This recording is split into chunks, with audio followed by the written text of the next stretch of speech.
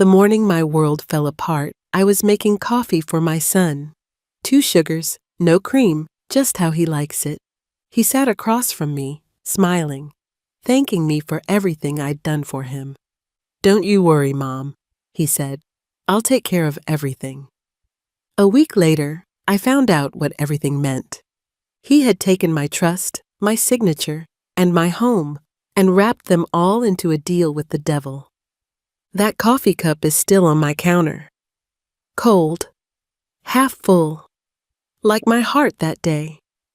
I woke up that morning to the soft hum of the world outside, birds chattering near my porch, the neighbor's sprinkler sputtering to life, and the smell of fresh coffee filling my little kitchen. I've lived in this house for 42 years, and every corner of it carries a story, a scar, a smile. It's my heaven on earth.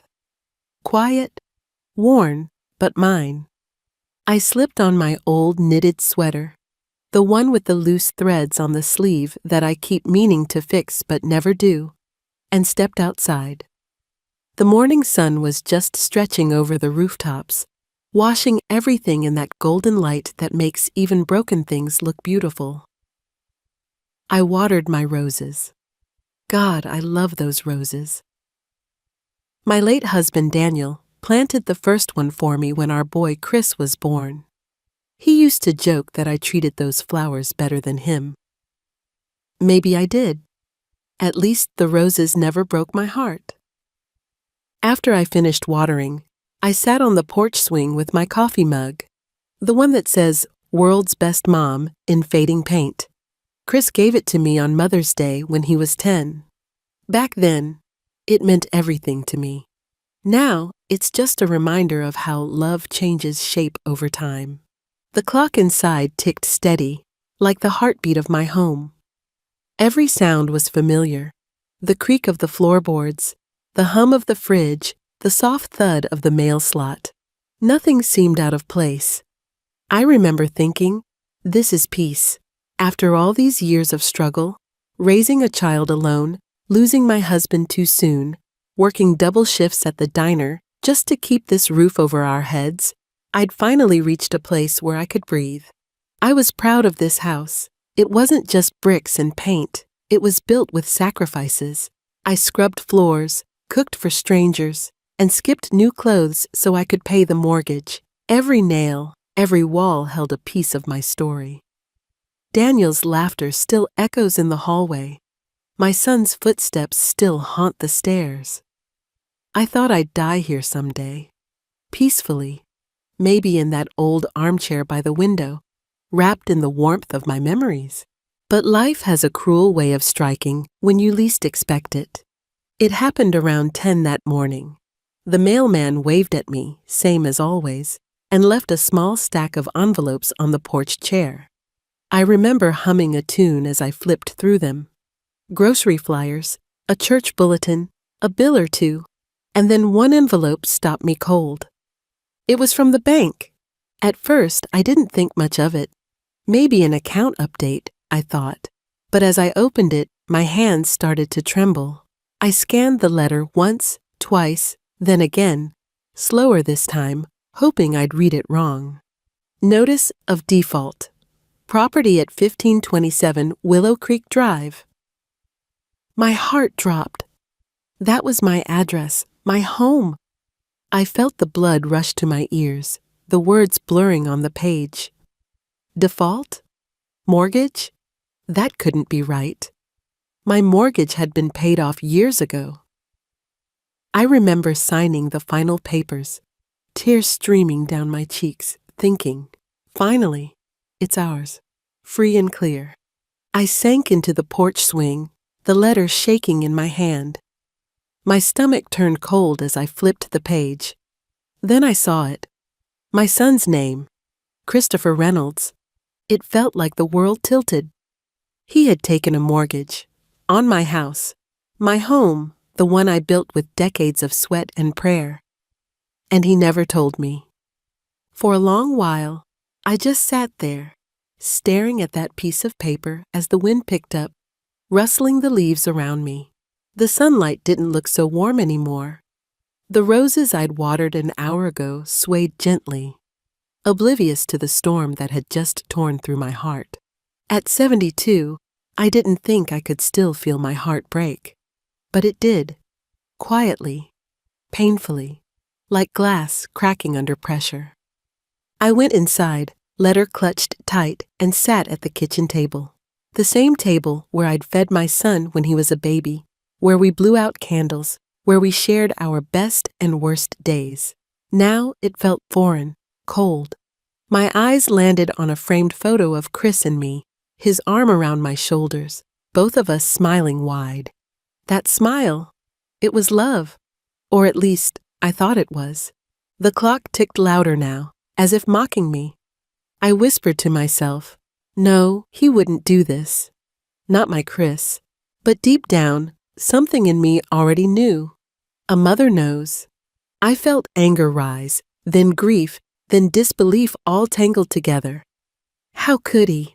After everything I'd done, after all the years I went hungry so he could eat, so he could wear decent clothes to school, so he could have a chance at life? I pressed my hand to my chest and took a deep breath. Pull it together, Ruth, I whispered. You've been through worse. And maybe I had. Losing Daniel had nearly broken me once, but this betrayal from my own flesh and blood, cut deeper than death. I stood up, looked around my little kitchen, and realized something strange. The house suddenly felt smaller. The walls seemed to close in, as if they knew their fate before I did. Still, I squared my shoulders. I wasn't about to fall apart, not yet. I folded that cursed letter, set it neatly on the table, and poured myself another cup of coffee. My hands were shaking, but my mind was already spinning. Whatever this was, I was going to find out the truth. Because if there's one thing life taught me, it's this. You can knock a woman down, but you better pray she doesn't get back up. And I was getting back up. The letter sat on my kitchen table like a snake coiled and waiting to strike. I must have read it 20 times that morning, each word cutting deeper than the last. Notice of default, outstanding balance, foreclosure proceedings, the kind of words that don't belong in a 72-year-old widow's kitchen. My hands wouldn't stop shaking. I tried to sip my coffee, but it went cold before I even touched it.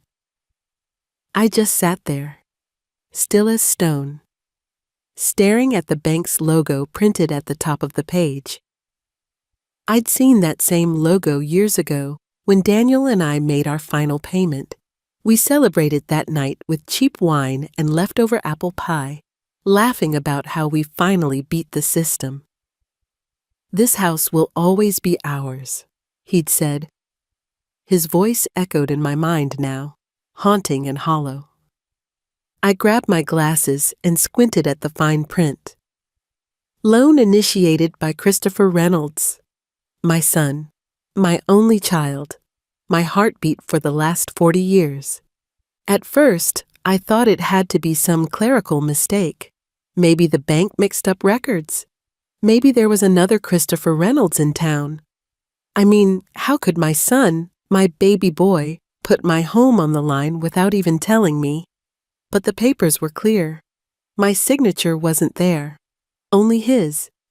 He'd done it behind my back. The words swam before my eyes as tears blurred the page. My heart felt too big for my chest, pounding so loud I could hear it in my ears. I pushed the chair back and stood, pacing across the kitchen floor like a ghost searching for answers. Everywhere I looked, there were memories. The dining table where Chris built his first model airplane. The hallway where Daniel used to hang his jacket after a long shift at the plant. The small crack in the wall we never fixed because Chris said it looked like a lightning bolt. This house was more than wood and paint. It was a scrapbook of my entire life. And now it was tangled in debt I never agreed to. I felt sick, truly sick. My knees gave out, and I slid down to the floor. "Why, Chris?" I whispered into the quiet room. Why would you do this to me? My mind flashed back to the last conversation we'd had. Him talking fast about needing to handle some financial stuff. Brushing off my questions with a quick, "Don't worry, Mom, I got it handled." I remember thinking how tired he looked that day, his eyes darting away when I asked if everything was okay. But I never pushed. A mother always wants to believe the best in her child. Now I wished I'd pushed harder. I crawled up to my feet, grabbed the phone, and dialed his number with trembling fingers. It rang once, twice, 3 times before going to voicemail. I tried again. Nothing. I slammed the phone down and pressed my palms against the countertop. My reflection in the window stared back, hair graying, eyes tired, face lined with the years I gave to everyone but myself. And I thought, is this what it all comes to? A lifetime of sacrifice, and this is the thanks I get? I walked to the living room, clutching Daniel's photo off the mantel. He looked so alive in that picture. Strong, proud, that mischievous grin that made me fall for him all those years ago. I held the frame to my chest and whispered, "You'd know what to do, wouldn't you?" But all I heard was the creak of the house settling, as if even the walls pitied me. The next few hours blurred together. I called the bank, voice shaking, trying to understand. The man on the other end sounded polite but distant, as if he'd read this same script 100 times. "Yes, ma'am, the loan was approved 3 months ago. Yes, your son is listed as co-owner. Yes, the property is now collateral." Each word was a hammer to the heart. I hung up the phone, and for a long while, I couldn't breathe. It wasn't just the betrayal. It was the realization that I had no control anymore. My own home, the one I fought tooth and nail to protect, could be taken from me. I wandered out to the porch as the sun dipped low, painting the sky orange and pink. The same porch where I'd rocked my baby boy to sleep. The same porch where Daniel proposed, nervous and sweaty, with a ring too small for my finger. I sat there, clutching that letter, watching the horizon fade. I thought about every mother I knew. How we give and give until there's nothing left, and somehow still find a little more to offer. We sacrifice without keeping score. But nobody ever warns you that sometimes the ones you sacrifice for are the ones who'll hurt you most. A neighbor waved as she walked her dog. I smiled weakly, pretending everything was fine. But inside, something was breaking wide open.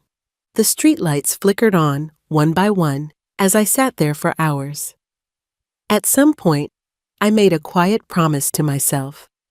"You're not going down like this, Ruth." I didn't know how yet, but I knew I had to stand up for myself, for the woman who worked 2 jobs, for the widow who refused to give up, for the mother who deserved more than betrayal. As the night settled in, I folded the letter neatly and slipped it into a drawer. It wasn't just a notice anymore. It was a declaration. A battle line had been drawn. Tomorrow, I'd confront him. Tomorrow, I'd demand answers. But that night, I let the tears fall freely for the first time in years. Not just for the house I might lose, but for the trust that already had. And as I finally crawled into bed, staring at the ceiling, one thought echoed in my mind like a heartbeat. They can take my house if they must, but they'll never take my strength again. Sometimes when pain hits too hard, your mind drifts back, not to escape, but to remember who you are. That night, as I lay staring at the ceiling, my thoughts slipped through time, back to the years when my world first fell apart, and I had to rebuild it with my bare hands. I was 34 when Daniel died. One moment, he was laughing over dinner, teasing me about burning the cornbread again, and the next, he was gone. Heart attack, just like that. One minute, I had a husband, a partner, a safety net, and the next, I was standing alone in a storm I didn't know how to survive. Chris was only 10. Too young to understand. Too old to forget. I remember that night so clearly. The phone call, the rush to the hospital, the sterile smell of antiseptic and grief. I remember the way the doctor wouldn't meet my eyes when he said, "We did everything we could. Everything we could." I held Daniel's hand one last time, still warm, and I remember whispering, "Don't worry, I got him. I'll take care of our boy." I had no idea how I'd do it, but I meant every word. Life after that was a blur of bills, tears, and sleepless nights. We had a small savings account, but it evaporated faster than rain in July. I went from being a wife to being everything. A mother, a provider, a mechanic when the car broke down, a nurse when Chris got sick, and a soldier fighting battles no one saw. I took 2 jobs, waitressing at the diner by day and cleaning offices at night. Some nights, I'd come home so tired I'd just sit in the car, staring at the porch light, trying to gather the strength to go inside. But then I'd see Chris's little face pressed against the window, waiting for me. And that was enough. I still remember one winter when the furnace broke. The house was freezing, and I couldn't afford repairs. So I dragged our mattresses into the living room, lit every candle I could find, and we camped out like it was some grand adventure. Chris laughed, thinking it was fun. I never told him I cried after he fell asleep, clutching the last $20 I had left. Those were the years that shaped me. I learned how to stretch $1 until it begged for mercy. I learned that macaroni and cheese could feed a growing boy for 3 nights straight if you added enough milk. And I learned that even when the world knocks you flat, you can stand up again. Maybe slower, maybe shakier, but still standing. When Chris turned 16, I picked up extra shifts so I could buy him his first car, a rusty old pickup that coughed more than it ran. He was so proud. "You didn't have to, Mom," he'd said, smiling. I laughed, saying, "Honey, I've been doing things I didn't have to do since the day you were born." Every paycheck, every dollar I saved, I tucked away for this house. I didn't want much out of life. Just a place that was ours. A place where no landlord could evict us, where no one could say we didn't belong. So when I finally signed those mortgage papers years later, I cried right there in the banker's office, not because I was scared, but because I'd finally done it. That house became my anchor, my comfort, my proof that hard work pays off.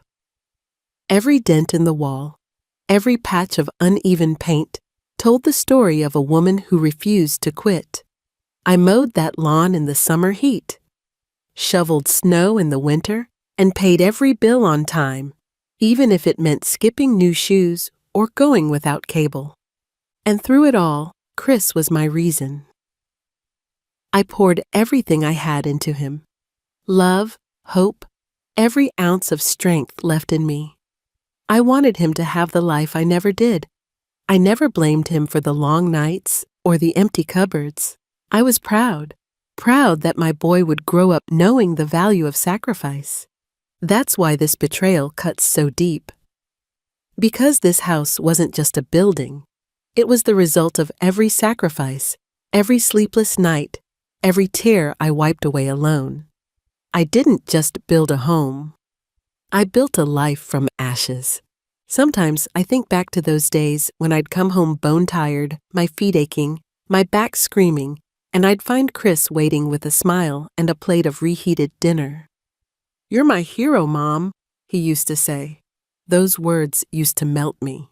Now they haunt me. I'd tell him, "You don't have to be rich to be strong, honey. You just gotta keep your heart clean and your word solid." And now I wonder, when did he stop listening? When did the world change him into someone who could look at this house, at everything I fought for, and see nothing but money? As I lay there that night, memories flooding in like waves, I realized something powerful. I've been through hell before. and I survived. Losing Daniel taught me how to fight.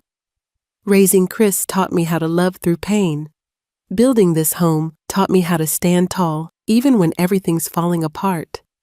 This betrayal, it wouldn't destroy me. Not this time. I closed my eyes and whispered into the dark.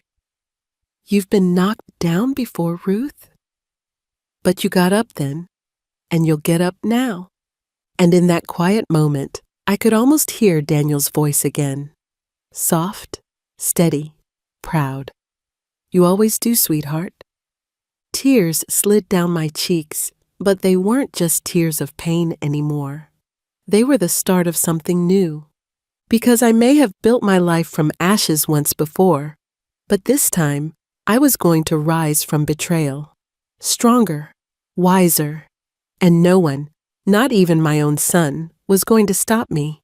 Morning came heavy, like a hangover from a dream I didn't want to wake up from. I barely slept a wink. The letter from the bank lay on my nightstand, its edges curled from me clutching it half the night.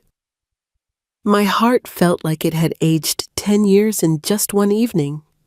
But when I saw the first light seep through the curtains, I knew. I couldn't hide from it anymore. I had to face him, Chris, my boy, my own flesh and blood. I brewed a pot of coffee, though my stomach couldn't handle a sip. My hands trembled as I pulled out my phone. The call button felt heavier than it should have. It rang twice before he picked up, his voice casual, almost chipper. Hey, Ma. You okay? That tone, so light, so normal, it almost broke me. I swallowed hard, my voice steady but cold. Chris, we need to talk, today. There was a pause on the other end, then a nervous chuckle. What's wrong? You sound serious. Just come home, I said, trying not to choke on the word home.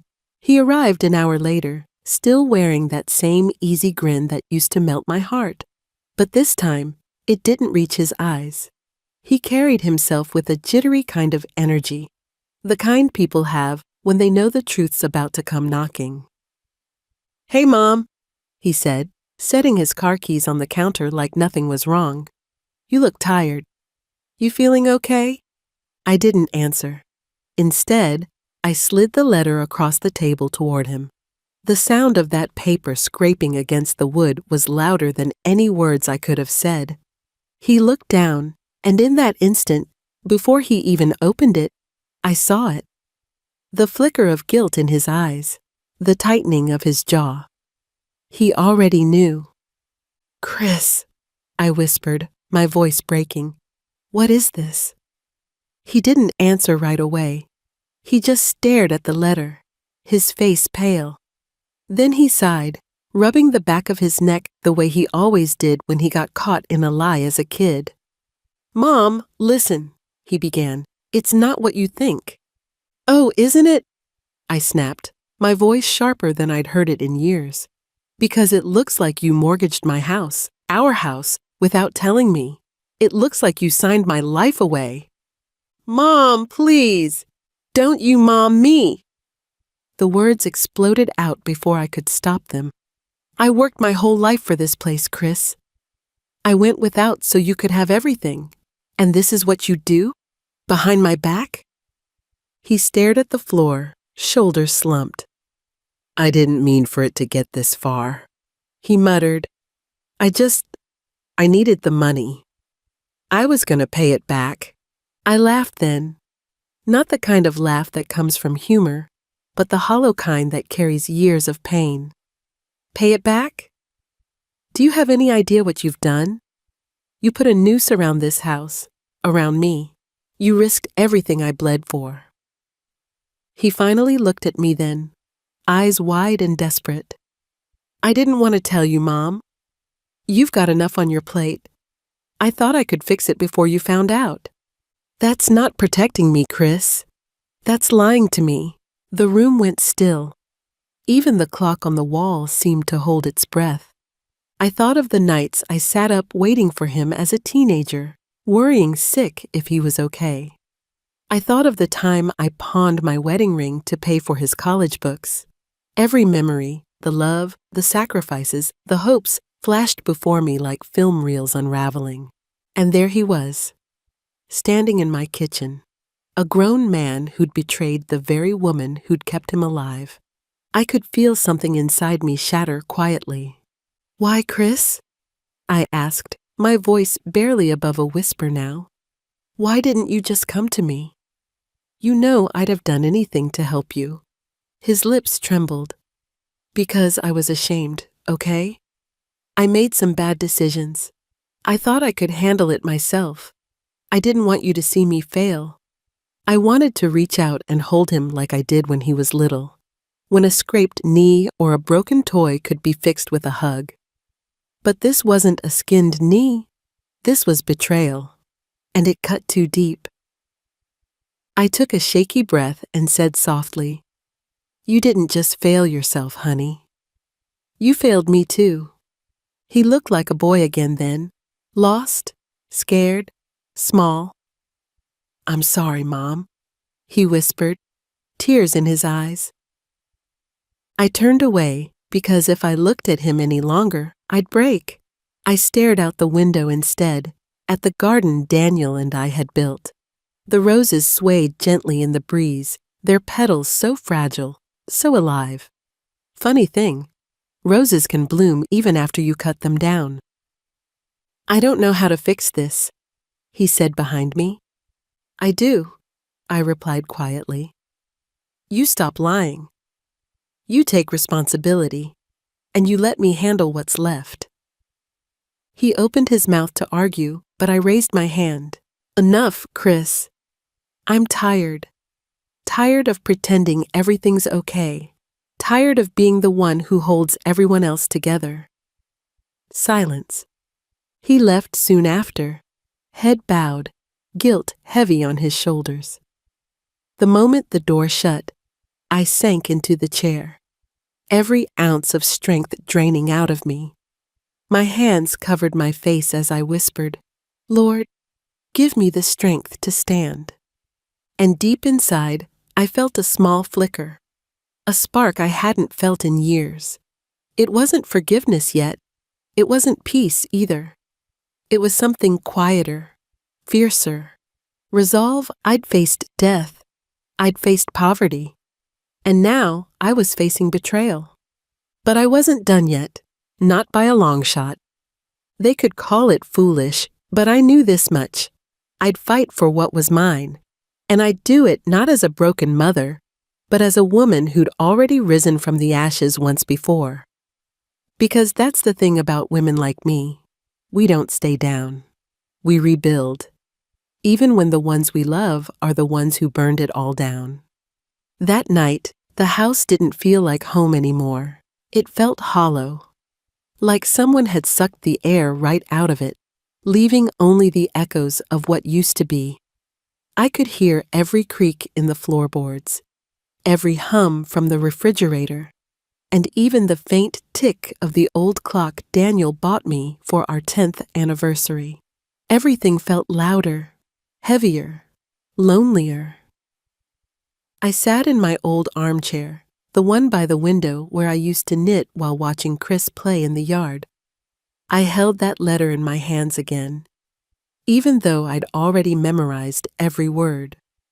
The paper was crumpled now, soft from the tears that had soaked through it earlier.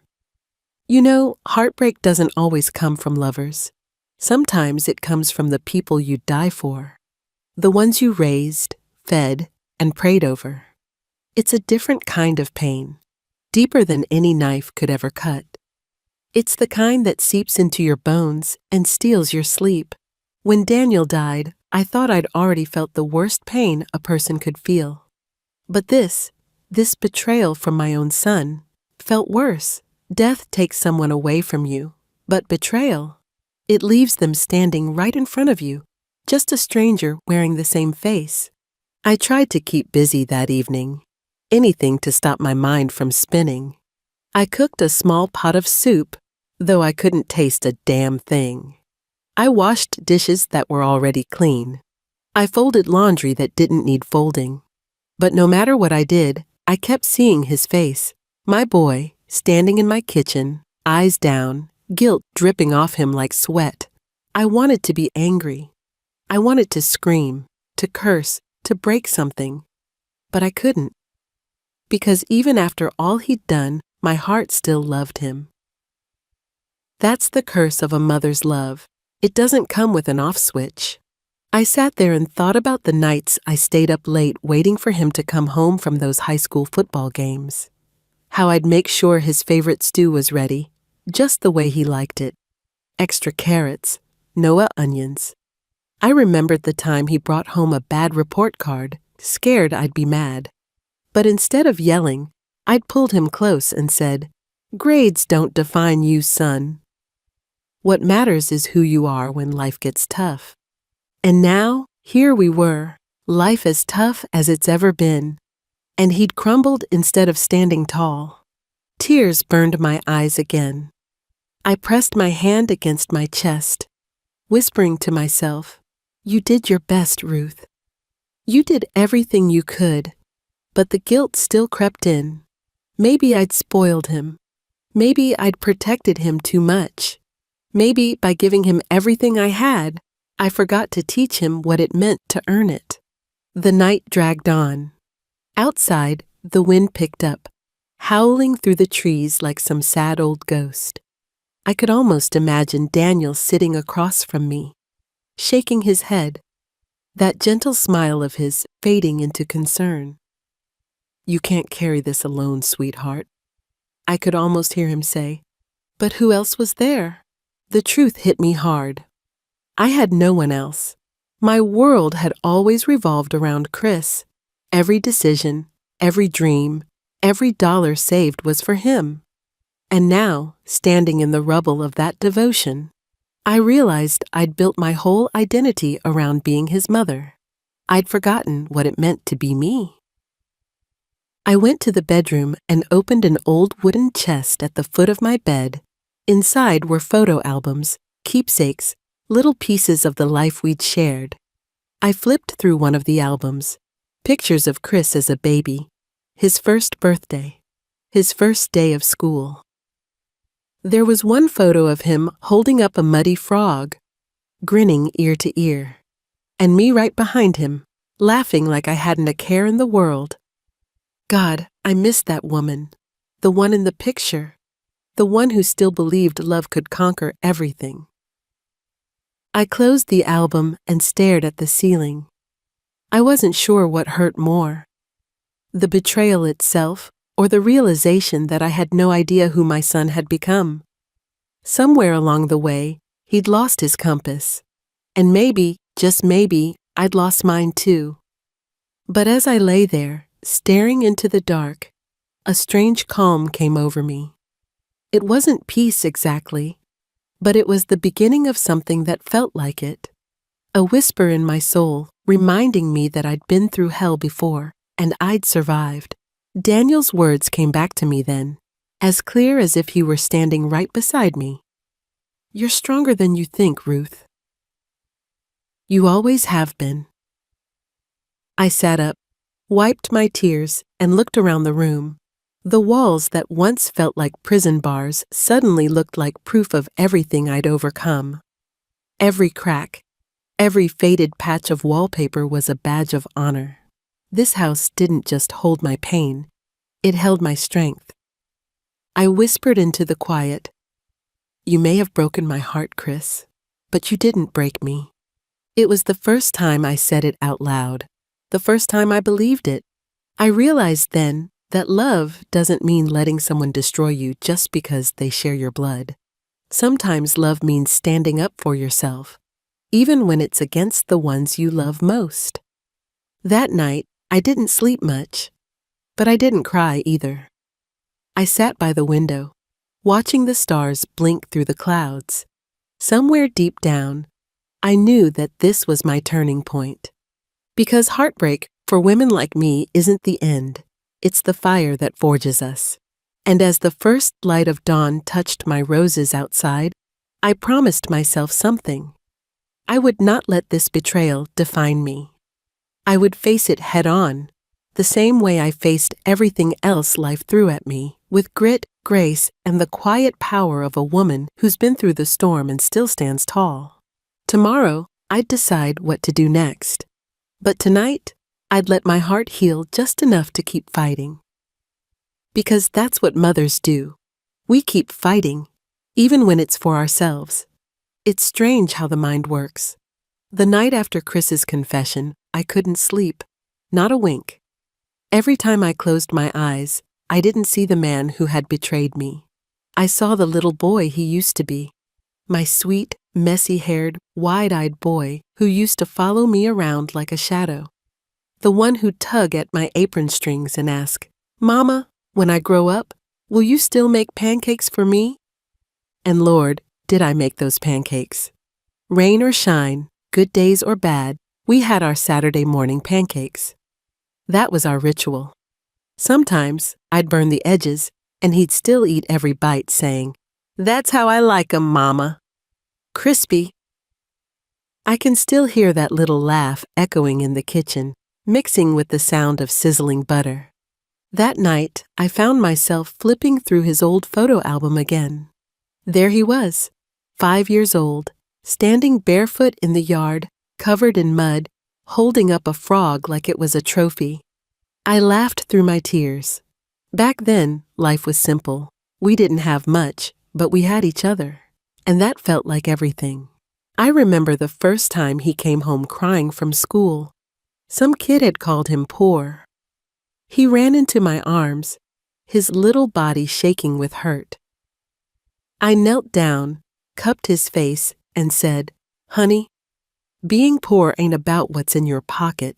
It's about what's in your heart, and you've got more gold in there than most folks'll ever have." He believed me, and I believed it too. There were so many nights when I'd come home dead tired from work, aching from head to toe.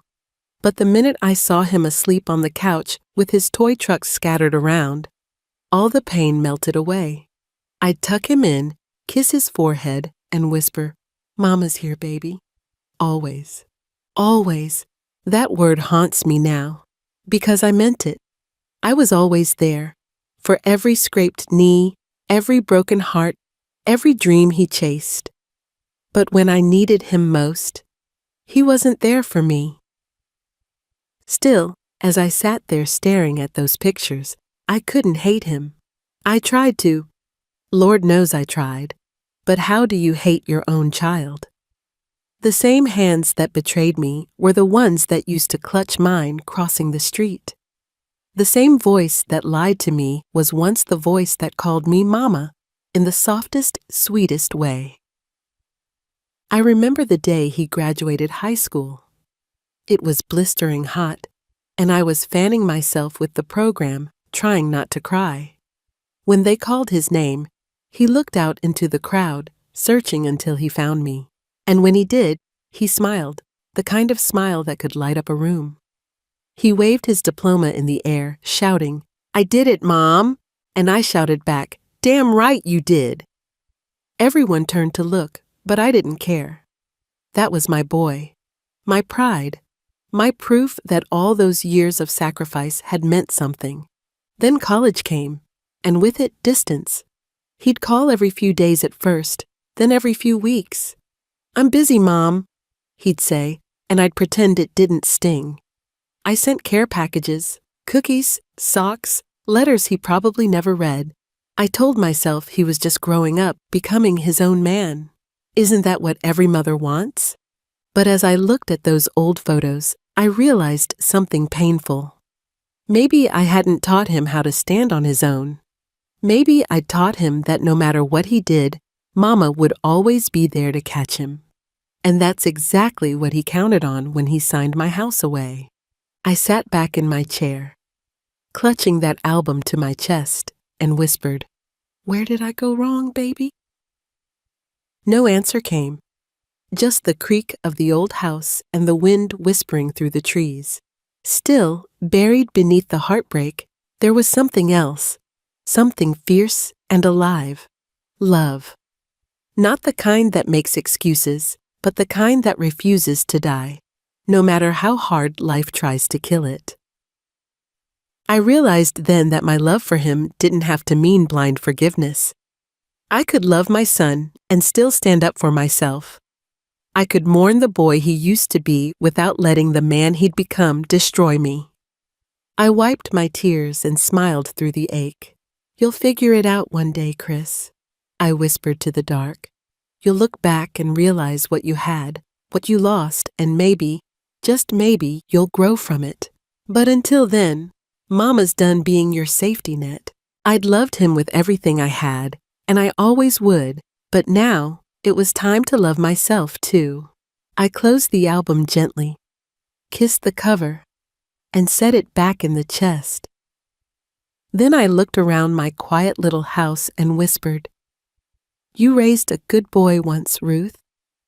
You did your part. Now it's his turn to face his own storm."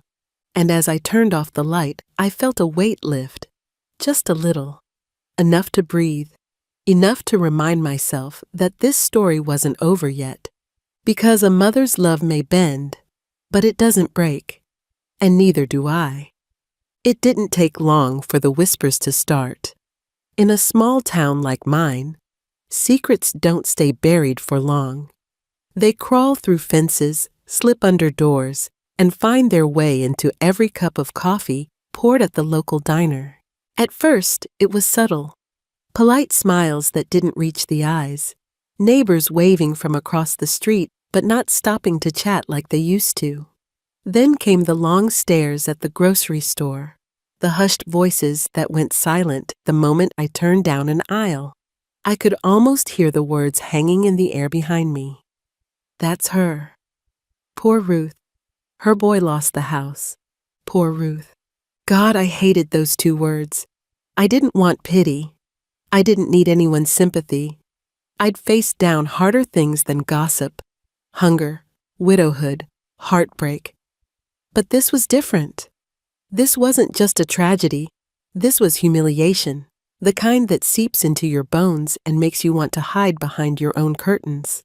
The day it really hit me, I was walking home from the market. Groceries clutched tight against my chest, when I ran into Carol Jenkins. Carol had been my neighbor for 20 years. Sweet woman, but her mouth ran faster than a lawnmower in July. She gave me that sad half-smile and said, "Oh, Ruth, I just heard about what happened." "Bless your heart, honey. You must be devastated." I forced a polite smile. "I'm managing," I said. She patted my arm, her perfume so strong it nearly knocked me out. "It's just such a shame after all you've been through. People are saying your son, well, I don't want to repeat it, but..." I cut her off right there. "Then don't," I said, my voice colder than I meant it to be. "You have a good day now, Carol." I walked away before she could respond, my heart pounding in my chest. By the time I got home, my groceries were shaking in my hands. I wasn't angry at her. Not really. Small towns run on gossip. It's their favorite form of entertainment. But it hurt knowing that people who once admired me now pitied me. They looked at me like I was some broken old woman fooled by her own son. That night, I sat on the porch, listening to the crickets sing, and I realized something. I'd spent too many years caring about what people thought. Every decision I ever made, I made with the hope that others would say, "Ruth's a strong woman." Ruth did right by her boy, and for the most part, they did. But where did that get me now? Sitting alone, branded by whispers. Well, not anymore. The next morning, I went into town with my head held high. I wore my best blouse, ironed crisp, and I even put on lipstick, the red one I hadn't worn since Daniel's funeral. If people were going to talk, I'd give them something worth talking about.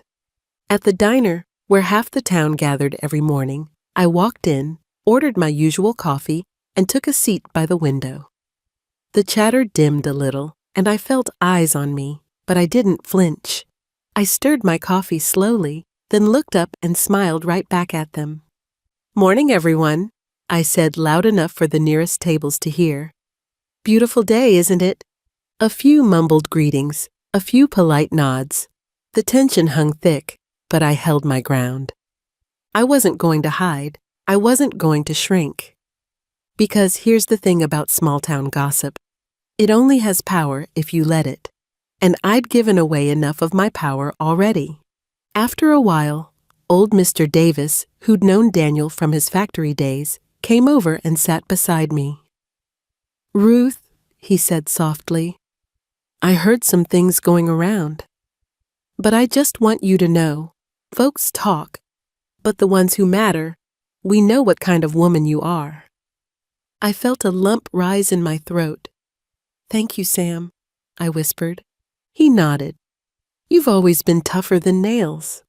Don't you forget that." That small kindness meant more than I could say. It reminded me that not everyone was judging me. Some people still saw me, not the story being told about me, but the whispers still hurt. That night, as I watered my roses, I found myself talking to Daniel's memory again. "You wouldn't believe the things folks say, honey," I said softly. "They act like I'm some fool who didn't raise her son right." I wiped my face with the back of my hand. Maybe they're right. But then I stopped myself. No, they weren't. I did the best I could, with what I had, when I had it. That's all any mother can do. As I stood there under the porch light, a strange calm washed over me. I realized I didn't owe this town an explanation. I didn't owe them my pain, my shame, or my story. Let them talk. Let them point fingers. Because while they were busy gossiping about me, I was busy surviving. And I knew something they didn't. This wasn't the end of my story. It was just the chapter where the hero gets knocked down before she rises again. The next morning, I put a sign in my yard that said roses for sale. I figured if life was going to hand me heartache, I might as well grow something beautiful from it. The neighbors could keep whispering all they wanted. Meanwhile, I'd be out here, working, blooming, living. Because you can't stop people from talking, but you can sure as hell show them that you're still standing. And that's exactly what I plan to do. It's funny how strong we think we are, until one small thing pushes us over the edge. You hold it together through loss, through pain, through betrayal.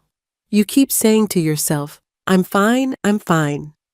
But one day, something tiny breaks you wide open. For me, it was a coffee mug. That old World's Best Mom mug, the one Chris gave me when he was 10. I was washing the dishes one afternoon, humming like I always do when I'm trying to keep my mind busy, and my hand slipped. The mug fell, hit the edge of the sink, and shattered into 3 jagged pieces. That's when it hit me, all at once, like a wave crashing through the front door. I dropped the sponge, gripped the counter, and just broke. The tears came before I could stop them, hot and wild, blurring my vision. I slid down to the floor, back against the cabinets, surrounded by shards of porcelain and broken memories. It wasn't just a mug. It was a piece of the life I thought I still had. The one where my son loved me more than anything. Where home meant safety, and where love meant trust. But that life was gone now, and I was finally letting myself feel it. I cried until my throat ached, until my body shook so hard I could barely breathe. "Why, Chris?" I whispered into the empty kitchen. "Why would you do this to me?" My voice cracked, echoing off the walls. No answer came, just the low hum of the refrigerator and the sound of my own sobs. For weeks, I'd been holding it in, pretending to be strong, pretending to have it all under control. I'd faced the town, smiled through the gossip, told myself I was fine. But in that moment, I realized something. Being strong doesn't mean pretending you don't hurt. It means having the courage to fall apart, to let the pain wash through you, and still get up afterward. I reached for one of the broken pieces of the mug and turned it over in my hands. The words "world's best mom" were still visible, split right down the middle. I laughed through my tears, a bitter, broken laugh. "Guess that title's up for debate now," I muttered. I don't know how long I sat there. Long enough for the sunlight through the window to fade into dusk. My legs were numb, my eyes swollen, my soul emptied out. And then, something strange happened. In that silence, between the sobs and the stillness, I felt Daniel. Not like a ghost, not like some spooky whisper from beyond. No, it was deeper than that. It was a memory, a feeling, the way he used to wrap his arms around me when life got too heavy. "Get up, Ruth," I could almost hear him say, his voice steady and kind. "You've got too much fight in you to stay down." I closed my eyes and whispered, "I don't know if I can this time, Danny. I'm tired, but deep down, I knew I could. I'd done it before. After he died, I thought I'd never stand again. But I did. I built a whole new life from the ashes. And now, here I was again, standing at the edge of ruin, wondering if I had one more fight left in me. Slowly, I picked up the broken pieces of the mug and placed them in a small box. I couldn't throw them away, not yet. Maybe one day, when the wound wasn't so fresh. For now, they'd stay as a reminder. Things break. People break. But that doesn't mean they can't be put back together. I got up off that cold floor, knees aching, and walked to the living room. My body felt heavy, but my mind started to clear. I sat in Daniel's old chair, the one that still smelled faintly of his cologne, and let out a long, shaky sigh. The clock ticked softly. The house felt different now, still quiet, but not as cruel. The kind of quiet that feels like an exhale after a storm. That's when I realized something powerful. I had been defining myself by everyone else for too long, by Daniel's love, by Chris's needs, by what the neighbors thought. But who was Ruth when all of that was stripped away? A survivor. That's who. I had survived poverty, loneliness, and loss. I had raised a son on my own, built a home, and kept my dignity even when life threw me nothing but scraps. If I could do all that, I could face this too. I stood up, wiped my face, and said out loud, "You're not done yet, old girl." The sound of my own voice startled me. It was strong, sure, full of something fierce. It wasn't defiance exactly. It was clarity, a quiet knowing that life wasn't over just because I'd been broken. The next morning, I got up early. The sun had barely risen, but I brewed a fresh pot of coffee and took it to the porch. I sat there watching the light spread across my garden. My roses, those stubborn, beautiful roses, were in full bloom, defying every harsh wind and cold night that tried to kill them. And for the first time in a long time, I smiled. Because maybe that was me too. A woman who'd been cut down, hurt, betrayed, but still standing, still blooming, even with scars. That day marked something important. It was the day I stopped asking why and started asking what now? What now, Ruth? Now I heal. Now I fight. Now I reclaim what's mine. Not just my house, but my peace, my joy, my damn life. And as the morning light touched my face, I felt something deep inside me shift. The collapse had already happened. The worst was behind me. What came next would be the rise. It's strange how strength sneaks up on you. It doesn't arrive with fanfare or thunder. It doesn't announce itself like some grand hero walking through the door. No, it starts small, like a flicker in the dark, a whisper that says, "Get up, Ruth. You're not done yet." The morning after I broke down, the air felt different, cleaner somehow. I brewed my coffee like I always did, but this time I stood tall while doing it. No trembling hands, no tears, just quiet determination. The kind that comes from surviving too much to be afraid anymore. As I stood at the kitchen sink, watching the steam curl from my cup, I thought about Daniel's words, the ones he'd said to me 1,000 times before he passed. "You're stronger than you think, sweetheart. You just forget sometimes." Well, I remembered that morning. For the first time in a long time, I remembered who the hell I was. I walked through my house, and ran my fingers along the walls. Every nick and scratch told a story. The dent in the doorframe from when Chris tried to carry the Christmas tree in by himself. The burn mark on the counter from that Thanksgiving I forgot the gravy on the stove. Every imperfection was proof of life, of love, of laughter, of loss, and I'll be damned if I was going to let anyone take that away from me. I went into Daniel's old study. His tools were still neatly hung on the wall, just the way he left them. The smell of wood and oil hit me like a memory. I sat in his old leather chair, the one that creaked when you leaned back too far, and whispered, "All right, Danny. I'm gonna fix this mess." And in that moment, I felt something shift.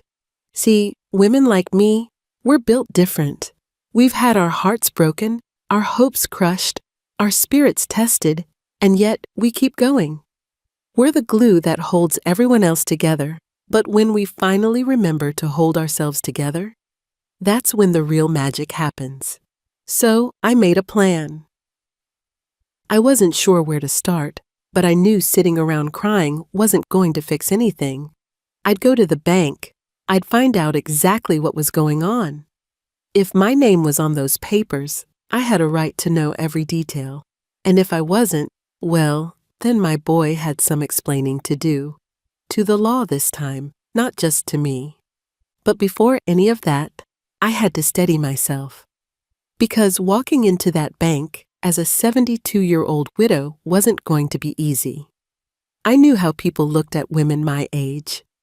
Like we were fragile, like we didn't understand the world anymore. But I'd been paying bills and fighting battles since before half those young tellers were born. I wasn't fragile. I was forged in fire. That night, I laid out my clothes, a crisp white blouse, my nicest slacks, and Daniel's old silver watch. It was a little big for my wrist, but it made me feel strong, like he was walking beside me. Before bed, I stood by the window, looking out at my rose garden glowing under the porch light. Those roses had been through hell, storms, frost, blazing summers, and still they bloomed. Maybe that's why I loved them so much. They reminded me of me. The next morning, I woke before sunrise. My body ached, but my spirit felt sharper than it had in months. I fixed my hair, dabbed on a little perfume, Chanel No. 5, the one Daniel always loved, and looked in the mirror. For the first time in a long while, I saw her again. The woman I used to be. The fighter. The provider. The mother who'd stared down every hardship and refused to quit. "You got this, Ruth," I whispered. "You've been knocked down before, but this time you're getting up swinging."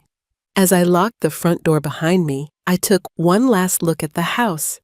My heart ached, but not with fear anymore, with purpose. Walking down Main Street, I felt the stares again, the whispers. But I didn't shrink this time. I didn't bow my head or rush by. I looked people dead in the eye and smiled. Let them talk, let them wonder. I wasn't hiding anymore. When I reached the bank, my reflection stared back at me in the glass doors. An old woman, yes, but one with fire in her eyes. I pushed the door open and walked in. The young man behind the counter smiled politely. "Good morning, ma'am.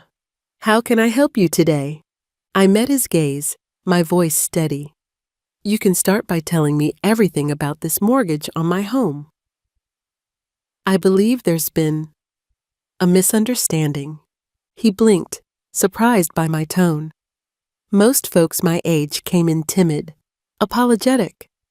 But not me, not today. As he shuffled papers and made calls, I stood there tall, clutching my purse like a sword. I didn't care what I found out. I just knew I was done being the woman things happened to. From now on, I was the one making things happen. And right there, in that cold, quiet bank, I realized something profound. Strength doesn't roar. It doesn't always look brave. Sometimes it's just showing up. Sometimes it's walking into the very place that broke you and daring it to do it again. That day, I walked out of that bank with my chin high, my heart pounding, and my purpose clear. I didn't have all the answers yet. I didn't know how bad things were going to get. But I knew this much. I wasn't a victim. Not anymore. Because the spark inside me wasn't small anymore. It was a flame now. And it was only getting stronger. Walking into that bank felt like walking straight into the lion's den. My heart was pounding, but my chin stayed high. I wasn't just some confused old lady coming in with questions. I was a woman on a mission. A woman who'd worked her whole life for what was hers. The young teller behind the counter looked barely old enough to rent a car. His name tag read Ethan. He had that polite, careful smile people wear when they don't want to offend someone older. "Good morning, ma'am. How can I help you today?" I set the bank letter on the counter, right between us. "You can start by explaining this," I said, my voice calm but firm. He scanned the papers, his smile fading. "Ah, yes, Mrs. Reynolds. I see here there's a mortgage under your property address. It's currently in default status." "Default," I repeated, tasting the bitterness of the word. "You're telling me I could lose my home?" He hesitated, glancing at the computer screen, then back at me. "Well, technically, yes, if the payments aren't brought up to date." My fingers tightened around the edge of the counter. "And who exactly took out this loan?" He cleared his throat. "According to our records, your son, Christopher Reynolds." Hearing it spoken out loud, officially, coldly, like a business transaction, cut deeper than I expected. It wasn't just betrayal anymore. It was legal, real, written in ink. I closed my eyes for a second, steadying my breath. And he used my house for it? "Yes, ma'am." As collateral. Collateral, the word stung. I wasn't a person anymore. I was collateral in my own life. I leaned closer, lowering my voice. "Son, I need you to listen real carefully. I never signed anything, not one damn paper. You understand me?" His eyes widened a bit at my tone. "I believe you, ma'am." "If your signature's not on the documents, that's a serious issue." "Serious issue," I said, chuckling darkly. "Honey, it's a lot more than an issue. It's my whole damn life." He nodded nervously and said he'd have the loan officer meet with me. I waited in the lobby, sitting on one of those stiff chairs that make you feel smaller than you are. Around me, people came and went. Young couples laughing, businessmen with shiny watches, a mother juggling a crying baby. I just sat there, clutching my purse, reminding myself not to cry. After what felt like an eternity, a woman in her 40s walked over, professional but kind-looking. "Mrs. Reynolds?" "I'm Janice. Why don't we go talk in my office?" Inside, she offered me water, which I declined. My throat was too tight anyway. She pulled up my account and explained everything. How the loan had been approved 3 months ago. How my son had used a power of attorney document to sign on my behalf. I blinked. "Power of what now?" "Power of attorney," she repeated gently. "It allows someone to act on your behalf legally. Your son must have presented the paperwork during the loan process." I stared at her, my stomach twisting. I never signed any power of attorney. Not now, not ever. She frowned. Then that's forgery, Mrs. Reynolds. And if that's the case, you need to contact a lawyer right away. For a second, everything went quiet, like the whole world just stopped spinning. My hands went cold. I whispered, "He forged my name." Janice's expression softened. "I'm so sorry, ma'am. I can help you print out all the documents you'll need, but you'll have to take legal steps." Legal steps. The phrase sounded so heavy, so foreign. I'd spent my whole life avoiding trouble, paying every bill, minding my own business. Now I was being told I had to fight, not for money, but for the right to keep my home. As I gathered the papers, Janice touched my hand. "You know," she said softly, "my mother went through something similar. Her nephew took out a loan in her name. She fought it and won. You can too." I nodded, holding back tears. "Thank you," I whispered. Walking out of that bank, I felt two things at once: grief and grit. Grief for the woman I used to be, the one who believed love could never betray her, and grit for the woman I was becoming, the one who was about to stand her ground. When I got home, I spread those papers across the kitchen table. Each page was like a knife: my address, my name, his signature. I stared at it for a long time, then picked up the phone and called the only person I knew who might help. Gloria, my old friend from church. Her husband had passed years ago too, and she'd handled all sorts of legal messes afterward. She answered on the first ring. "Ruth! How are you, sweetheart?" "I've been better," I said, my voice shaking. "Gloria, I need to ask you something. Do you still have the number for that lawyer who helped with your husband's estate?" There was a pause, then her tone changed, firm and protective. "Oh, honey? What happened?" "Chris," I said, swallowing hard. He forged my name, mortgaged the house." I heard her gasp. "That boy did what?" "I know," I whispered. "I know." "Don't you worry," she said quickly. "I'll text you the number right now. You're going to fix this, Ruth. You hear me? You're tougher than you think." I smiled weakly, tears falling again, but this time they weren't tears of despair. They were tears of release. For the first time since it all began, I had a plan. I wasn't helpless anymore.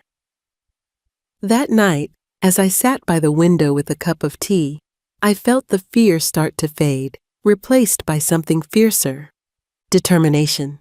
I wasn't just fighting for my house anymore. I was fighting for every woman who'd ever been silenced, dismissed, or taken for granted. And as I looked out at my roses swaying in the night breeze, I whispered to myself, "You've survived worse, Ruth. Time to show them what you're made of." Because this wasn't the end. This was the beginning of the reckoning. There comes a point in every woman's life when she has to stop holding on to what she wishes someone was and face who they really are. For me, that moment came the night I sat across from my son again. I had spent the week meeting with the lawyer Gloria recommended, a kind man named Mr. Jacobs, who spoke to me like an equal, not some fragile old lady. He confirmed what I already knew deep down. My son had forged my signature. The documents were solid evidence. There was no misunderstanding, no clerical mistake, just deception. When he told me, I didn't cry. I didn't even flinch. I just sat there, staring at those papers, my name written in a hand that wasn't mine, and thought, so this is what the truth feels like: cold, heavy, and final. That night, I called Chris. He hesitated before picking up, his voice cautious. "Mom?" "Hey." "Chris," I said softly. "Come over. We need to talk." When he showed up at the house, he looked smaller somehow. The confident man who once strutted through life with that easy grin was gone. He stood at the door, guilt written all over his face. "Sit down," I said, motioning to the kitchen table. It was the same table where I'd taught him to read, where we'd laughed over birthday cakes and cried over bad report cards. Now it felt like a courtroom. I laid the bank papers out in front of him. "I went to the bank," I said, "and then to a lawyer." "You forged my name, Chris." He didn't deny it this time. He just hung his head and whispered, "I didn't mean for it to get this far." "Don't you dare!" I snapped, my voice trembling with fury. "Don't you dare tell me you didn't mean it. You knew exactly what you were doing." He rubbed his face, groaning. "Mom, I was drowning." The business, my debts, they were piling up. I thought if I could just get a little cash flow, I'd fix it before you even found out. "And you thought risking my home was the answer?" I said, my voice cracking. "The home your father and I built with our bare hands? The home I worked my whole life to protect for you?" His eyes filled with tears. "I'm sorry, Mom." I was desperate. Desperate. I'd been desperate once too. When Daniel died, when the bills piled up, when I was working double shifts just to keep food on the table. But never, not once, did I sacrifice my integrity to make it easier, because I knew better. I knew that when you trade your soul for convenience, you lose more than money. You lose yourself. I took a deep breath, my hands trembling slightly. "Chris, I spent years believing that love meant saving you. That no matter what you did, I'd clean up the mess. But I can't do that anymore. Not this time." He looked at me, panic flashing in his eyes. "Mom, please, don't do this. I can fix it, I swear." I shook my head slowly. "No, baby. You need to fix it. I'm done carrying your burdens. You made this mess, and now you've got to face it." He stood up suddenly, pacing the room, running his hands through his hair. "You're really going to turn your back on me? After everything?" I rose to my feet too. My voice was calm but fierce. "No, son. I'm not turning my back on you. I'm standing up for myself." He stared at me for a long moment, then whispered, "You don't understand." "Oh, I understand just fine," I said. "I understand that I've spent my whole life giving you everything I had. My time, my strength, my love, and you took it for granted. You thought I'd never draw a line. But here it is, Chris. Here's the line." He started to speak, but I raised my hand. "Enough. I don't want your excuses. I want you to learn what I tried to teach you all those years ago. That real strength doesn't come from taking shortcuts. It comes from facing your mistakes head on." Silence filled the room. He looked down, shoulders slumped, shame washing over him. "I never meant to hurt you," he whispered. "I know," I said softly. "But you did." For a moment, we just stood there, mother and son. The love between us cracked, but not completely broken. I could feel his remorse, his confusion, his fear. And for the first time, I saw him not as my little boy, but as a man who'd made choices I couldn't control. Letting go of the illusion that I could save him, that was the hardest thing I'd ever done. But it was also the most freeing. "Chris," I said quietly, "I'll always love you. That'll never change, but love doesn't mean letting someone walk all over you. Love has boundaries." Tears spilled down his cheeks. "So what happens now?" "Now," I said, taking a deep breath, "you own up to what you've done. You talk to the bank, the lawyer, whoever you need to. You face the consequences. And I paused, my voice softening. I start living for me." He looked up at me, eyes full of regret. "I'm sorry, Mom." "I know," I whispered, "but sorry doesn't fix what's broken. Only time and truth can do that." He left quietly that night. I watched from the window as his car disappeared down the street. For the first time in years, the house felt truly silent. Not the empty kind of silence, but the peaceful kind. The kind that follows a storm. I sat down at the kitchen table, looking at the papers one last time before folding them neatly and setting them aside. I felt lighter somehow, letting go of him. Not my love for him, but the illusion that I could control his choices, wasn't weakness. It was strength. Because sometimes the bravest thing a mother can do is stop saving everyone else and start saving herself. I leaned back in my chair, whispered to the quiet room, "I forgive you, Chris, but I'm done losing myself." And for the first time in a long, long while, I felt free. Starting over at 72 ain't for the faint of heart. Let me tell you, it takes guts to face a world that's moved on without you and say, "I'm still here." After my confrontation with Chris, the air inside that old house felt different. Lighter, but emptier too. The silence wasn't screaming anymore, just humming softly like an old tune I'd finally learned to make peace with. The papers from the lawyer sat neatly in a folder on the table. My next steps were clear. Fight for my rights, reclaim what was mine, and most importantly, reclaim myself. But before I could rebuild, I had to let go.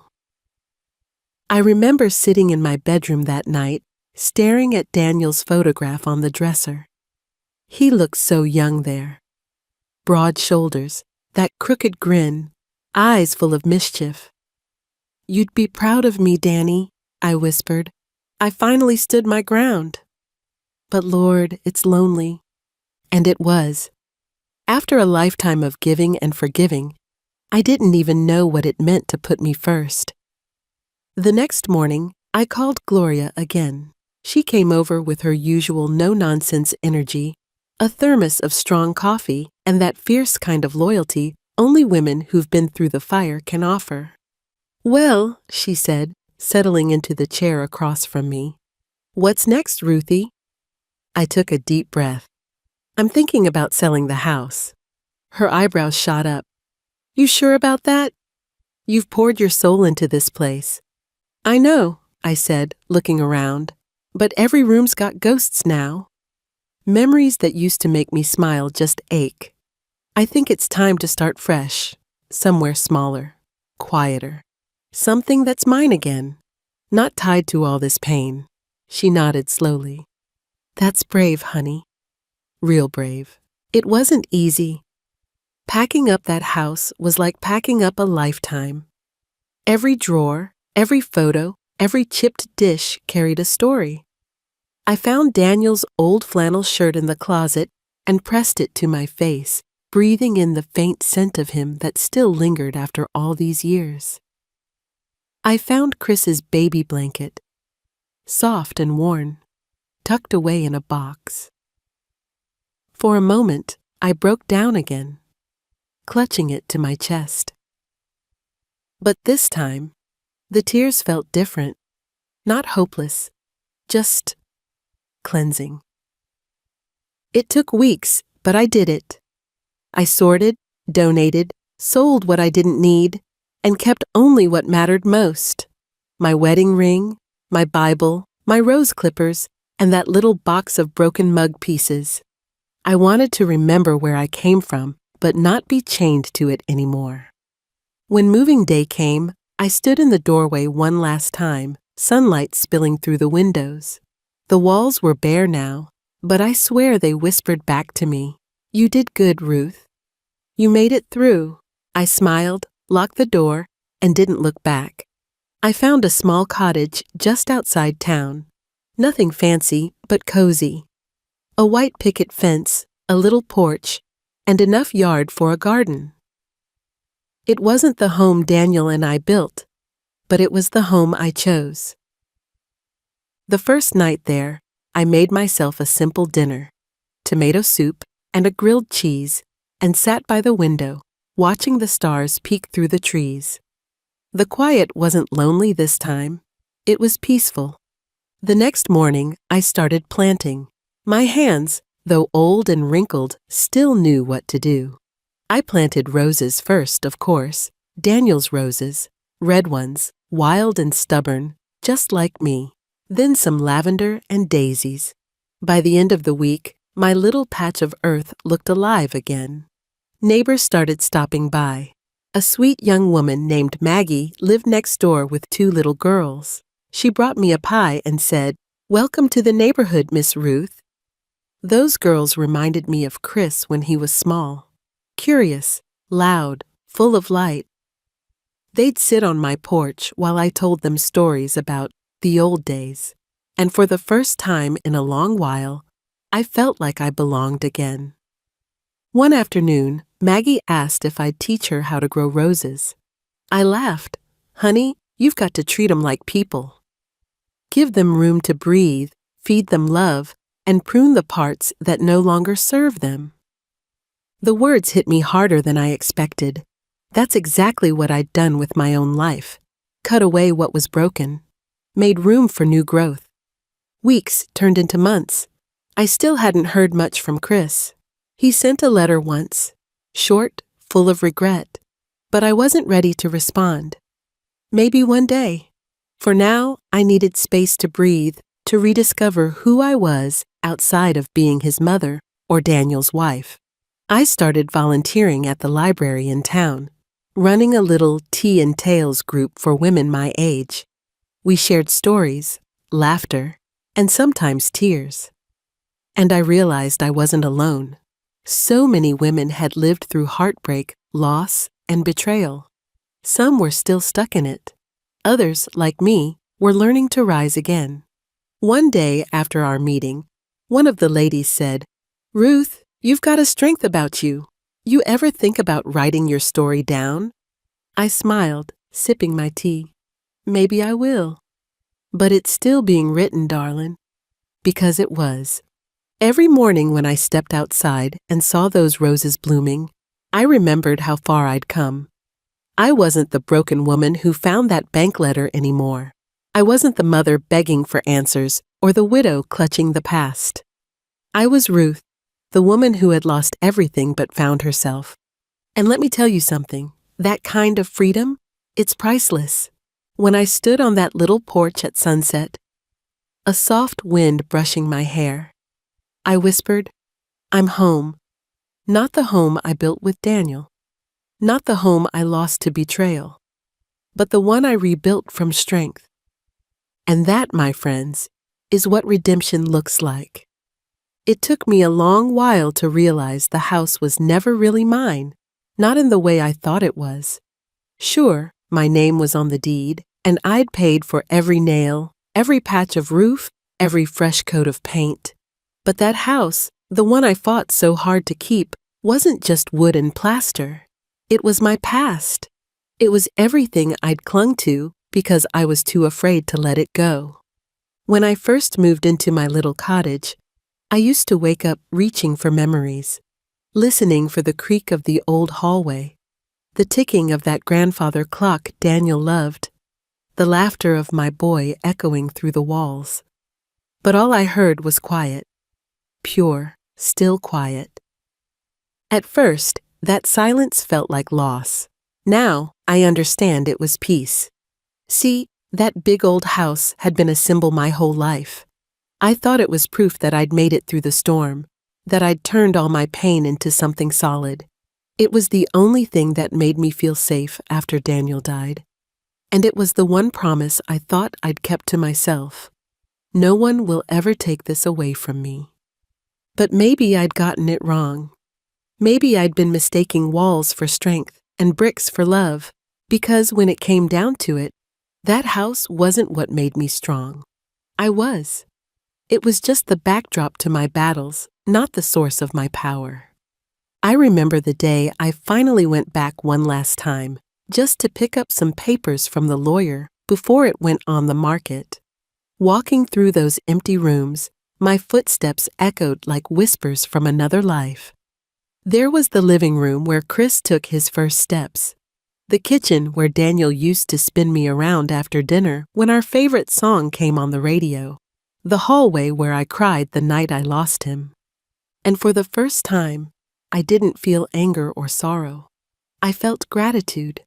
Gratitude for the memories, yes, but also for the strength it took to walk away. I ran my hand along the wall, the same one I'd painted a dozen times over the years. "You've seen me at my worst," I whispered, "but you've also seen me rise." It hit me then. This house didn't define me. It reflected me. Every repair I made, every storm I withstood, every bit of care I poured into it, it was just me trying to hold my life together. And I did. The walls may have cracked, the paint may have faded, but I never did. When I stepped outside, the sun was warm on my face, and I didn't look back. That chapter was over. I wasn't leaving behind my home, I was carrying it with me. Because home isn't a place, it's a feeling. It's the courage to start again. Back at the cottage, my garden had started to bloom in full. Those roses were wild with color, stretching toward the sun like they knew something I didn't. I sat on the porch, coffee in hand, and thought about all the things I'd learned through the years. I'd learned that love doesn't always save people. Sometimes it just teaches you how to let them go. I'd learned that forgiveness isn't about excusing what someone did. It's about freeing yourself from the weight of it. And I'd learned that peace doesn't come from what you own, but from who you've become. For so long, I believed I was losing everything: my house, my son, my stability. But the truth is, I was being stripped of illusions, not blessings. Life wasn't taking from me. It was clearing space for something new. There's a kind of power that comes with surviving your own heartbreak. Something deep, quiet, and unshakable. It's not loud or showy. It's the kind of strength that sits in your bones, steady as a heartbeat. Sometimes, when I walk through my little garden, I catch myself smiling for no reason at all. The sky feels bluer, the air cleaner. And I think, Lord, I made it. I made it through hell and came out softer, not bitter, kinder, not weaker. One evening, as the sun dipped low, I found myself writing in a small journal, a habit I picked up since moving here. I wrote, "The house didn't break me. It freed me."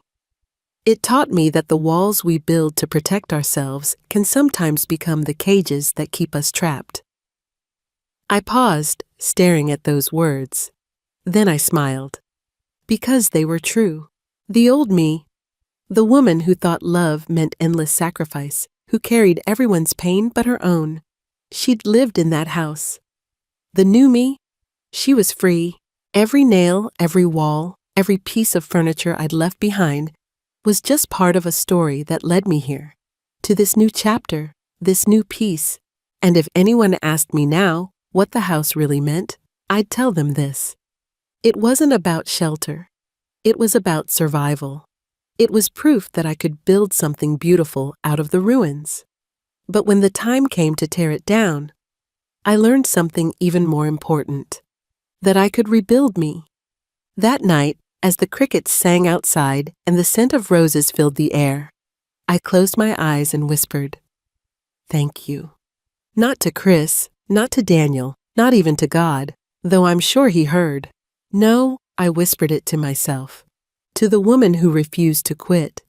To the one who kept walking when the world tried to break her. To the one who finally learned that home was never a house at all. It took me weeks to find the courage to write that letter. Every time I sat down with a pen in hand, my heart trembled, and my mind swirled with memories, good ones, bad ones, and the ones that hurt too much to touch. But deep down, I knew it was something I needed to do, not for him, but for me. There comes a time in every mother's life when words spoken no longer matter. They get twisted, lost in pride or pain. But words written, they have a way of cutting straight through the noise. They linger. They live.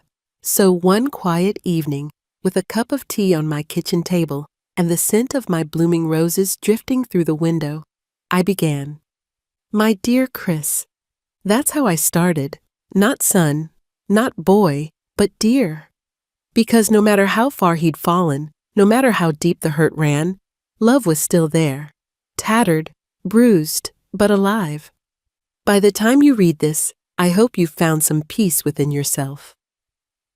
I've had a lot of time to think about everything that's happened, what you did, what I lost, and what I gained in the end. This isn't a letter of anger, though God knows I had plenty of that. This is a letter of truth. My hand trembled as I wrote those words. Truth, what a powerful, dangerous thing. It can heal, but it can also burn. You hurt me in a way I didn't think was possible. Not because of the money or the house, but because you broke the trust between us. You took the one thing I thought we'd never lose, our bond, and turned it into something I barely recognized. For a long time, I blamed myself. I wondered if I loved you too much, protected you too much, or forgave you too often. But then I realized, what you did was your choice, not my failure.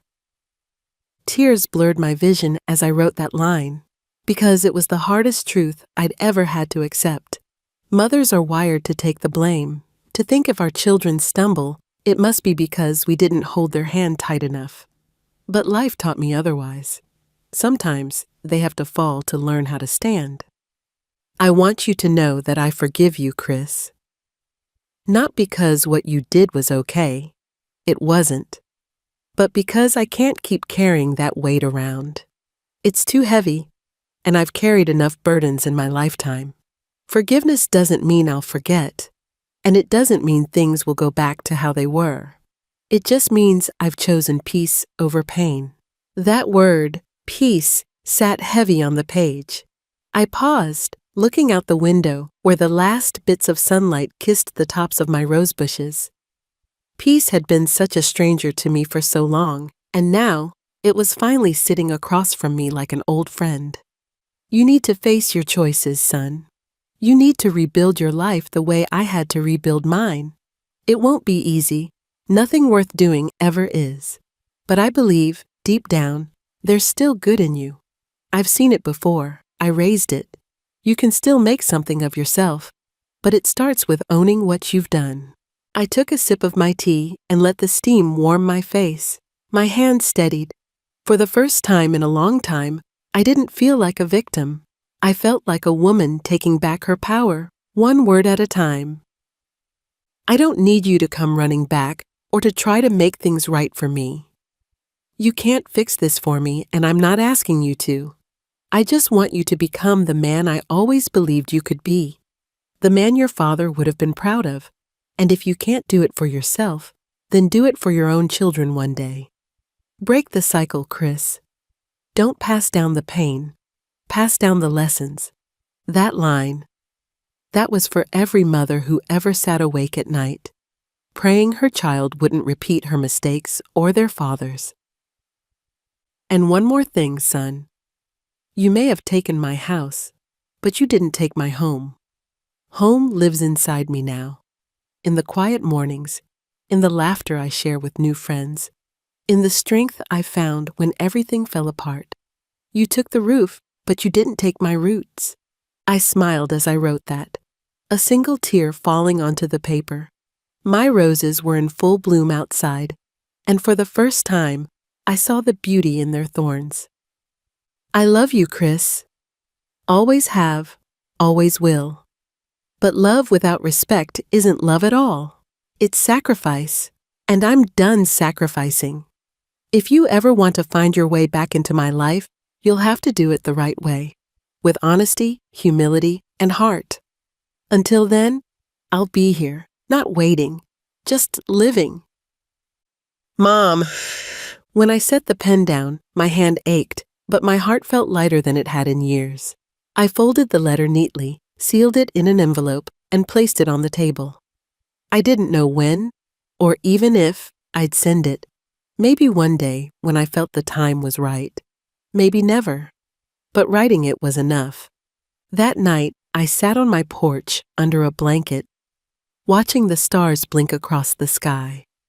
I thought about all the women who'd been through what I had, mothers who gave everything and were left with nothing but their own reflection in the dark. And I whispered into the night, "You're not alone, girls. We're still standing. Because we are. We may get betrayed, we may lose what we built, we may cry ourselves to sleep, but we rise again. Every damn time. Stronger, wiser, and freer than before." As the wind brushed my hair, I smiled softly and whispered, "I forgive you, Chris. And I forgive myself too." And that's when I knew. My healing wasn't waiting for his apology. It had already begun. The morning I finally felt free didn't come with fireworks or applause. It came quietly, like dawn slipping through a cracked window. I woke up before the sun, the world still half asleep, and for the first time in what felt like forever, my heart wasn't heavy. It wasn't racing with anger or worry or that aching what if. It was calm, still, whole. I made myself a cup of coffee, black and strong, the way Daniel used to drink it, and stepped out onto my little porch. The air was cool, the sky just starting to blush with streaks of pink and gold. My roses swayed gently in the breeze, their petals still glistening with dew. They'd survived another stormy night. So had I. There was a kind of sacred stillness in that moment, like the earth was holding its breath just for me. The kind of peace you don't find in noise or comfort. You find it after walking through fire. I sat down in my rocking chair, wrapped my old shawl around my shoulders, and whispered to myself, "You did it, Ruth. You made it." For so long, I thought survival meant clinging to the past, holding on to what was, fighting to keep things the same. But peace, I learned, comes when you finally let go, when you stop trying to rewrite history and start writing a new chapter. I had spent years defining myself by what I'd lost: my husband, my home, the son I thought I knew. But sitting there, under that sunrise, I realized something powerful. I wasn't losing anymore. I was becoming. The woman I was now, the one sitting barefoot on her porch with coffee in hand and scars on her heart, wasn't broken. She was free. Sometimes I think women like us forget how strong we really are. We spend decades pouring ourselves out for everyone else, husbands, kids, jobs, neighbors, and by the time life slows down, we hardly recognize the woman in the mirror. But when everything falls apart, that's when she shows up. The real you, the one who's been waiting quietly beneath the noise. And Lord, did she show up for me. That day, I decided to do something I hadn't done in years. I took a drive to the ocean. Daniel and I used to go there every anniversary. We'd walk barefoot along the sand, our hands brushing, our laughter carried away by the wind. After he died, I couldn't bring myself to go back. It hurt too much. But that morning, I grabbed my keys, threw on my jacket, and drove. The closer I got, the lighter I felt. The fields rolled by, golden under the sun, and I could almost hear Daniel's voice teasing, "You're still a terrible driver, sweetheart." I laughed out loud. "Oh, hush, Danny. I'm getting there." When I reached the shore, the ocean stretched out before me, endless, powerful, alive. I kicked off my shoes and stepped into the sand. It was cold and soft under my feet, the waves crashing gently like an old song I hadn't heard in years. I walked along the edge of the water, the wind tangling my hair, and let every memory roll through me. The love, the loss, the betrayal, the pain. And then, I let it go. I closed my eyes and whispered, "This is it, Ruth. You've carried enough." For a long moment, I just stood there, the waves kissing my ankles, the world wide and open before me. I thought about Chris. I didn't feel anger anymore. I felt hope. Hope that one day he'd find his own kind of peace. Hope that he'd remember the mother who raised him, not the mistake that broke her heart. I thought about Daniel too. How proud he would have been to see me standing there, not as a broken widow, but as a woman who rose again. A few tears slipped down my cheeks, but they weren't sad, they were cleansing. Each one carried a piece of the past I no longer needed to hold. I sat down on the sand, the letter I'd written to Chris tucked safely in my bag. I didn't know if I'd ever send it, but it didn't matter anymore. The act of writing it had already healed me. I looked out at the horizon and whispered, "Thank you. Thank you for the pain that taught me strength. Thank you for the betrayal that taught me boundaries. Thank you for the endings that made way for new beginnings. Because in the end, everything that tried to break me only built me into the woman I was always meant to become." The sun climbed higher, the light spilling across the water, and I felt something deep inside me settle, a peace that didn't depend on anyone else's apology, anyone else's love, anyone else's validation. It was mine, hard-earned, sacred. I stood up, brushed the sand from my clothes, and whispered one last thing to the waves. I forgive. I release. I'm free. As I walked back to my car, I caught my reflection in the window. My hair was windswept, my face lined with years of laughter and tears, but my eyes were bright again, alive. That was the moment I knew my story had come full circle. I'd gone from heartbreak to healing, from betrayal to belonging, to myself. When I drove home, I rolled the windows down, let the wind rush through, and turned up the radio. Some old country song was playing, something Daniel used to hum while fixing the fence, and I sang right along, loud and off-key, laughing through my tears. I wasn't just surviving anymore, I was living. And as the sun dipped low behind me, I smiled and whispered to the wind, "You did good, Ruth. You did damn good." Because I had. And every woman out there who's been knocked down, who's lost, who's loved too much and been left empty, you can too. You can start again. You can rebuild. You can bloom. Just like those roses in my garden, cut down, bruised, and still standing tall under the sun. And that, my friend, is what freedom really feels like.